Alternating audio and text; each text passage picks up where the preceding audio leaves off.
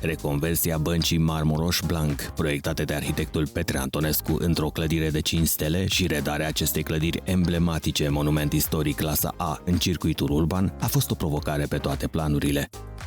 Proiectul a necesitat o investiție de 42 de milioane de euro, 3 ani de lucrări de restaurare, conservare și reconversie și o echipă multidisciplinară coordonată de arhitectul Adrian Soare și susținută de arhitectul specialist în restaurare Cătălina Preda.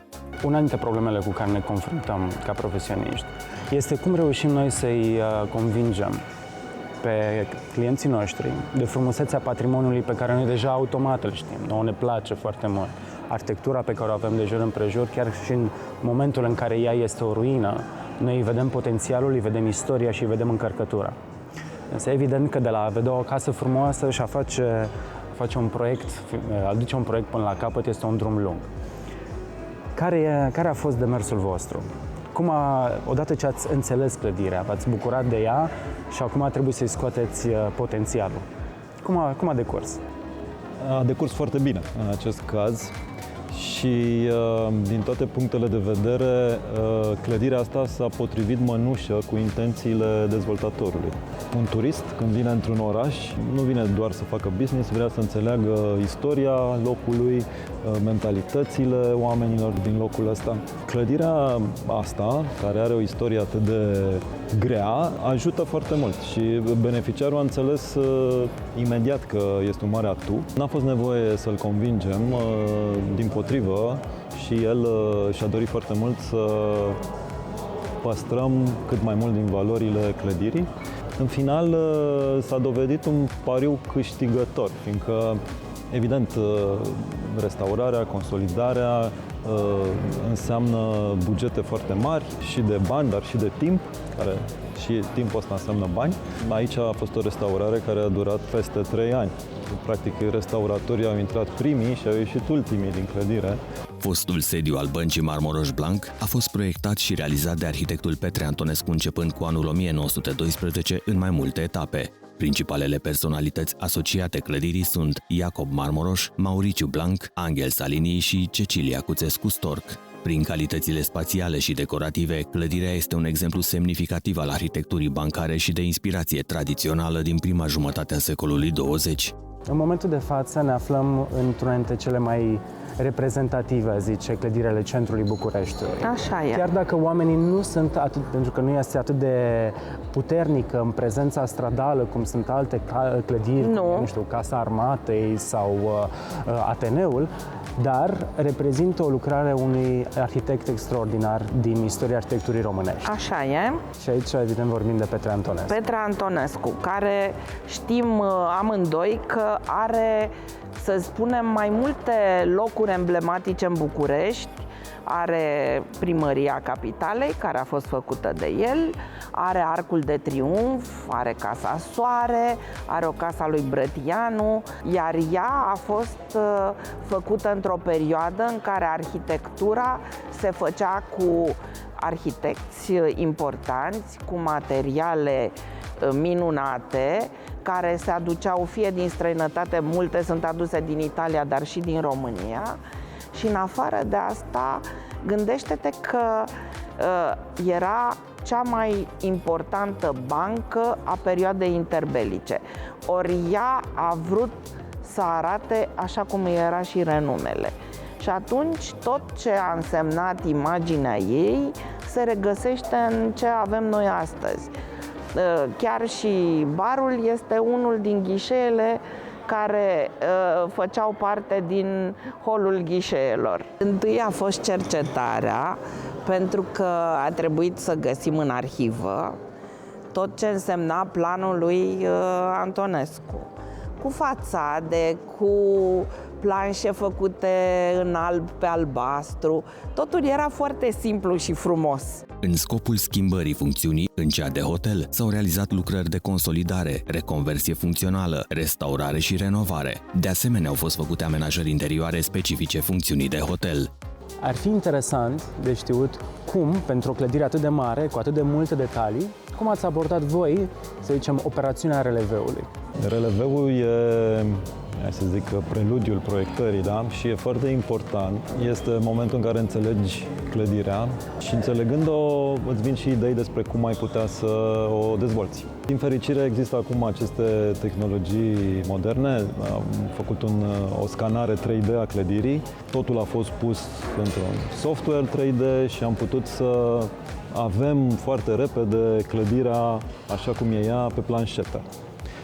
Sigur, cu toate aceste tehnologii foarte moderne și foarte utile, au mai existat și surprize pe parcurs. Am mai descoperit camere prin subsol care erau inaccesibile la momentul releveului sau lucruri aflate, mascate în spatele unor pereți, unor plafoane.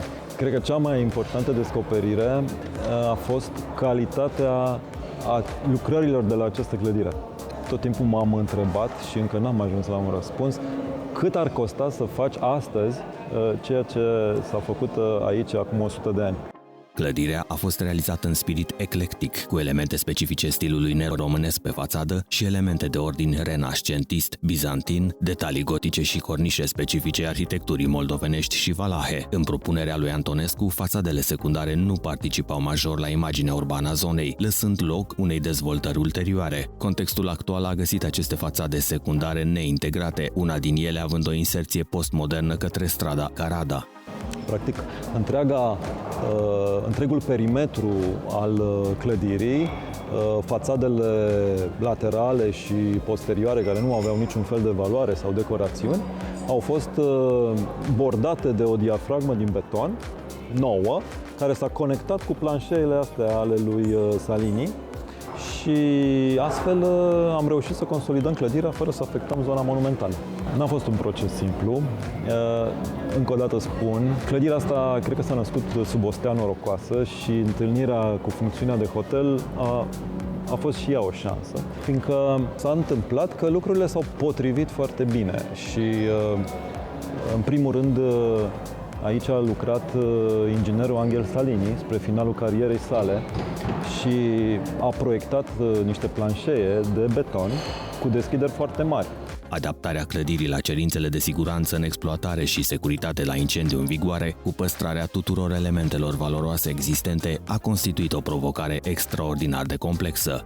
Vorbind despre instalații, aici a fost un coșmar, într-adevăr, și pentru noi, și pentru ingineri, și pentru client, fiindcă un hotel este o uzină de instalații și, evident, toate aceste trasee au trebuit să fie mascate, înglobate, să evite zonele astea monumentale, unde, evident, nu avem plafoane false, nu avem podele ridicate pe unde să tragem instalațiile. Principala problemă care apare, din punctul meu de vedere acum, una dintre principale probleme, este mâna de lucru în restaurare. Cum a fost exact procesul de a găsi profesioniștii capabili să lucreze cu toată decorația din clădire?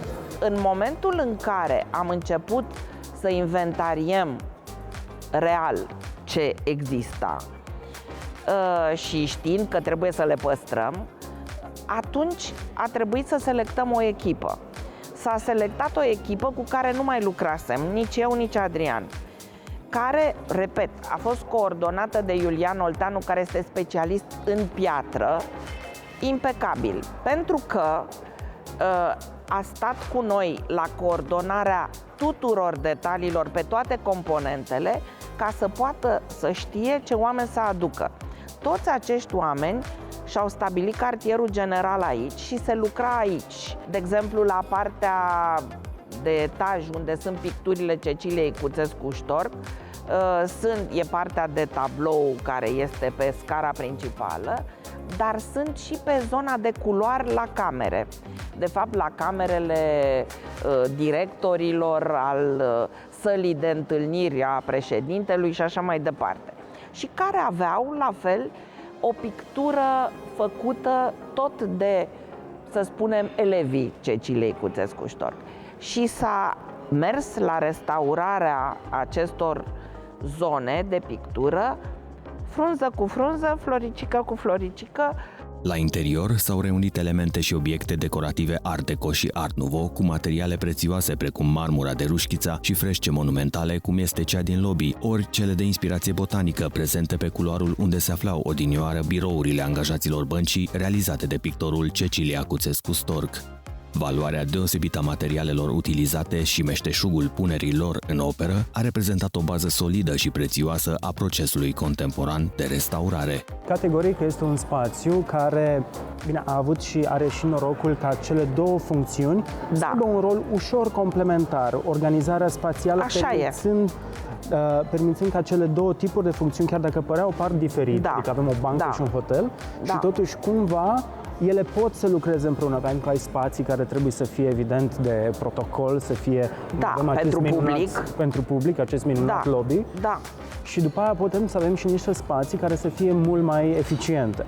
Evident însă că nu reprezintă acea organizare milimetrică economică, dar ceea ce câștig utilizând și bucurându-mă de un spațiu vechi și scoțându-l la viață din nou, evident că este un câștig infinit care rămâne al acestui proiect.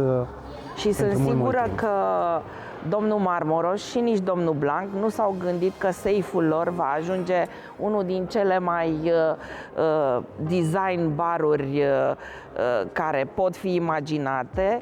Deci acea ușă a safe-ului fișet păstrată, acele cutii de valori care au fost restaurate cutie cu cutie, de o echipă absolut excepțională de restauratori condusă de Iulian Olteanu, cu scările, cu feroneria respectivă. Deci, în primul rând, te uimește grija pentru detaliu într-un spațiu în care intra foarte puțină lume. Imobilul are în prezent 217 camere, în care s-au realizat 45 de tipologii diferite de design, de la cele contemporane aflate în corpul nou și până la cele 7 camere istorice din aripa fostelor birouri ale băncii, a cărui vedetă este apartamentul prezidențial. Clădirea oferă vizitatorului o experiență imersivă, ca o călătorie în timp în perioada boemă a micului Paris și este poate unul dintre cele mai reușite proiecte de restaurare din România.